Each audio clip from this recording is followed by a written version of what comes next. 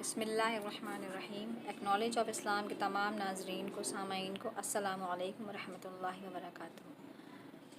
سورہ قارعہ۔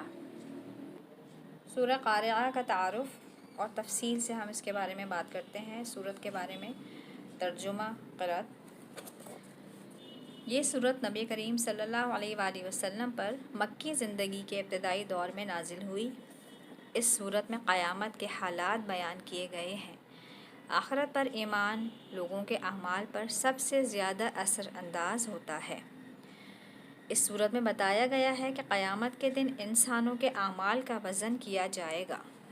جن لوگوں کے نیک اعمال کا وزن بھاری ہوگا وہ کامیاب ہوں گے، اور جن کے اعمال کا وزن ہلکا ہوگا وہ ناکام ہوں گے۔ اعوذ باللہ من الشیطان الرجیم، بسم اللہ الرحمن الرحیم۔ القارعہ، کھڑکھڑانے والی۔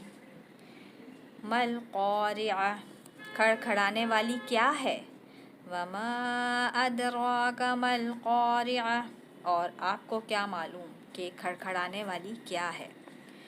یوم یکون الناس، جس دن لوگ وہ ہو جائیں گے کالفراش المبثوث، بکھرے ہوئے پروانوں کی طرح۔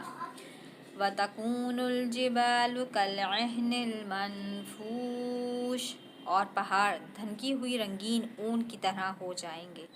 فَأَمَّا مَنْ ثَقُلَتْ مَوَازِینُهُ، پس وہ شخص جس کے نیک اعمال کے پلڑے بھاری ہوں گے۔ فَهُوَ فِي عِیشَةٍ رَاضِیَةٍ، پس وہ خوشگوار پسندیدہ زندگی میں ہوگا۔ وَأَمَّا مَنْ خَفَّتْ مَوَازِینُهُ، اور رہا وہ شخص جس کے نیک اعمال کے پلڑے ہلکے ہوں گے۔ فَأُمُّهُ ہَاوِیَةٌ، پس اس کا ٹھکانہ ہاویہ ہوگا۔ وَمَا أَدْرَاكَ مَا هِیَهْ، اور آپ کو کیا معلوم کہ وہ کیا ہے؟